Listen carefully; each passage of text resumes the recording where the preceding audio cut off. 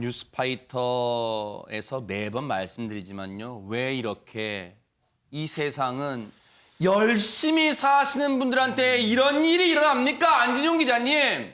네, 지난 11일 인천 서구 원창동의 한 도로에서 벌어진 사건입니다. 네, 이 편도 4차로 도로에서 승용차 운전자가 중앙선을 침범해서 마주오던 오토바이를 들이받는 참사가 빚어졌습니다. 세상에. 네, 영상을 통해 보시게 되면요. 아찔한 사고 현장이 고스란히 담겨 있는 것을 볼 수 있는데요. 네. 아이고. 네, 도로의 모습이 보이죠? 처참하네요. 아이고 사고 충격으로 인해 심하게 찌그러진 저 오토바이 한 대가 도로 위에 쓰러져 있는데 네. 이 곳곳에는 사고 충격으로 인해서 파편들이 여기저기 널브러져 있는 모습을 볼 수 있습니다. 그리고 앞서 어떤 상황이었는지 그 상황도 좀 먼저 보여주세요. 보시면 보세요. 저 가운데 노란 두 줄인 게 중앙선인 건 여러분 아시겠죠? 근데 중앙선을 침범한 거예요. 그러면서 역주행이 된 거죠. 저 승용차가. 역주행하다가 저 오토바이는 정상 주행을 하고 있었어요. 그 오토바이를 세상에 들이받았잖아요. 오토바이 처참하게 찌그러진 거 보세요. 오른쪽 사진에.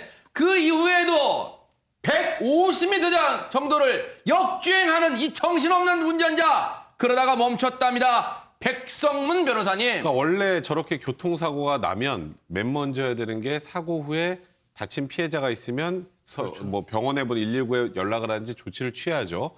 근데 이 운전자 사고 내고 말씀하셨던 것처럼 150m를 더 갔어요. 이 150m를 더 간 게 도망간 걸까 아닌 걸까? 보통 사고 후에 바로 조치를 취하지 않고 도망가면 이건 그러니까 쉽게 말해서 뺑소니로 봅니다. 아하. 근데 이 사람 150m 가다가 이제 서야겠구나 해서 멈췄을까요? 아닙니다. 아하. 타이어가 고장나서 멈춘 거예요. 그러니까 세상에. 타이어의 문제가 아니었으면 네. 계속 도망갔을 거라고 충분히 생각할 수 있는 거죠. 자, 그런데요. 경찰이 저 가해 운전자를 현행범으로 체포하기까지 우여곡절이 있었답니다. 왜 그런 건지 직접 한번 들어보시고 이어가 보도록 하겠습니다. 그런데 이제 본인은 이제 당 부딪히고 숨어가시게 정신없겠죠. 그래서 그 반대 차로 1차로로 쭉 밀려간 거예요. 150m 가량. 근데 좋게 보면 밀려간 거고 나쁘게 보면 도주하려고 간 건데 그 오토바이에 부딪히면서 차가 빵꾸가 난 거예요. 차가 찌그러지면서 그 바퀴 자체를 이렇게 물렸던 것 같아요. 차가 안 굴러간 거예요. 목기자가 그걸 보고 신고를 했어요. 순찰차에 3분 만에 도착을 했어요. 차에는 사람이 없어요. 사람을 찾았지 않아요, 운전자를. 그러니까 그 길 옆 가장자리에 있는 버스 정류장에 있으니 버스 정류장에 사람이 하나 숨어 있었다는 거예요. 당신 누구냐? 그래서 아니다, 나는 아무것도 아니다. 당신 차 운전하는 사람 아니다. 그러니까 아니라고 했다는 거죠. 근데 추궁해서 이제 결국은 현행범으로 체포한 거예요, 당신. 세상에 구호 조치 안 하고 버스 정류장에 숨어 있었답니다. 무슨 칠면조 낙타예요. 머리만 숨으면 안 보일 줄 알았어요. 이 사람은 아까 백성문 변호사님이 설명 잘해 주셨는데요. 스스로 본인의 의지에 의해서 피해자를 구호하기 위해서 쓴 게 아니고요. 150m가량을 그대로 여전히 역주행했던 겁니다. 그 중앙선을 침범해서 그 길을 타고 갔으니까요. 그 상태에서 이제 타이어가 펑크가 나니까 이제 내린 거고요. 할 수 없이. 그리고 길 가장자리에 있는 버스 정류장에서 이제 쭈그리고 앉아 있었던 겁니다. 네. 그래서 이제 왜 당신 그러면 그 도주에서 거기 숨어 있었느냐 네. 이렇게 이제 경찰이 물어보니까 네. 난 그냥 사고 나가지고 내려가지고요 버스 정류장에 그냥 앉아 있었던 겁니다. 이렇게 이야기를 한 거예요. 네. 결국은 이 승용차 운전자 경찰이 혈중 알코올 농도를 측정해 봤더니 0.171%예요. 엄청난 만취입니다. 만취입니다. 정말 0.17을 세상에 이 정신으로 왜 운전대를 잡아요? 그런데 사고에 대해서 이 가해 차량 운전자는 뭐라고 얘기를 하고 있을까요? 그 얘기 마저 들어보시고 이어가 보도록 하겠습니다. 그래서 이제 지금은 체포하고 와가지고 경찰서에 왔던 거고 이제 문제는 본인 일단 회식을 마치고 집에 그 대리를 불러서 집에 가기로 했는데 어떻게 해서 거기 언제를 모르겠다 그랬는데 내가 제가 안 간다고 그랬죠. 뭐 도망갈 그런 의사는 전혀 없었다. 난 사고 어떻게 났는지 잘 모르겠지만 난 도망갈 의사는 없었다. 그랬죠.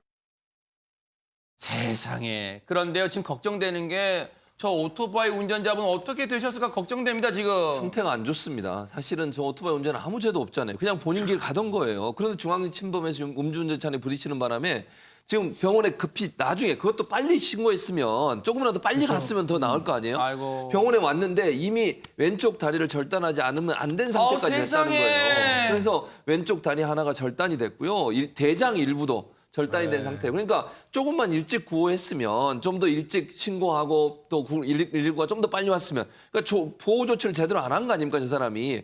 그러면 병원에서 뭐라고 얘기하냐면 수술 부위에 염증이 더 확산될 가능성도 있고 여러 가지 합병증이 올 수도 있는 상태다. 아이고, 그래서 세상에. 지금은 안심할 수 있는 상황이 아니에요. 그러니까 병원 관계자는 다리는 이미 손쓸 수 없는 상태로 도착을 했기 때문에 절단이 불가피했다고 얘기를 했는데 구호 조치를 좀 빨리 했으면 더 좋지 않았을까 하는 생각이 들어서 저 음주운전자 정말 더 밉고 더 화가 나고 더 큰 처벌을 받으라고 얘기하고 싶습니다. 세상에 아직 인생을 피워보지 못한 20대 청년이 정말 다리 절단되는 일을 당했단 말이에요. 본인뿐 아니라 가족들은 지금 억장이 무너질 것 같습니다. 안진용 기자님.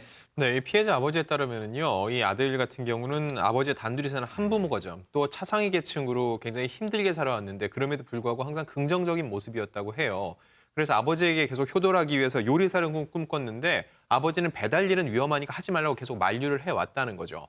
그럼에도 불구하고 이 배달 전선에 뛰어들 수밖에 없는 이유가 있었는데요. 네. 원래는 요리사를 꿈꿨기 때문에 고등학교 졸업하자마자 열심히 일을 해서 지난해 자기의 가게를 차렸습니다. 그런데 올해 코로나19 사태가 터지면서 더 이상 운영을 할 수 없는 상황이 된 아이고, 거죠. 세상에. 가게 문을 닫고 빚만 남았는데 이 상황에서 어디 요리사로 취직하려고 해도 자리도 없었고 결국은 이렇게 배달 전선에 뛰어들 수밖에 없었던 거예요. 아이고 그렇게 열심히 살던 청년이 세상에. 그런데 양재민 변호사님 앞서 이 가해 차량 운전자는 나 도망칠 의사가 없었어요. 그럼 다 용서가 되는 거예요, 이 사람? 아닙니다. 경찰은 도주 의사가 있었다라고 판단을 했는데요. 이 남성 계속해서 했던 얘기가 만취했잖아요. 본인이 네. 기억나지 않는다. 하지만 나는 도망갈 의사는 없었다라고 본인이 계속해서 얘기를 했다라는 겁니다. 네. 정말 제정신이 아닌 상황에서 저렇게 운전대를 잡았는데 도망갈 의사가 없었다라고 그 말을 믿을 수는 없었겠죠, 당연히. 그래서 결국에는 이 특가법상의 도주치상 그리고 위험운전치상을 적용을 해서 일단은 구속영장을 신청해 놓은 상황이고요. 엄벌에 처해야 될 것으로 보입니다. 그러니까 이 사람은 네. 선택적으로 기억하는 거예요. 운전을 어떻게 했는지 사고 당시 상황 기억이 안 난다는데 그 뒤에 차를 어떻게 세웠냐. 저는 갓길에 세우려고 했습니다. 그럼 기억나는 그러네요. 거잖아요. 아하. 그러니까 이거는 말 그대로 본인에게 유리한 것만 기억하는 선택적 기억이기 때문에 저 사람 말을 신뢰할 수는 없는 상황입니다. 그러네요. 저 청년 그 가족들 어떻게 누가 위로해 줄 수 있단 말입니까? 일단 그래도요. 저 20대 청년분요. 일단 쾌유를 빌겠습니다. 이 씩씩하게 다시 딛고 일어나서 그 소식 다시 뉴스파이터에 좀 전해주시기를 저희 간곡히 기원하고 응원하겠습니다. 힘내시기 바랍니다.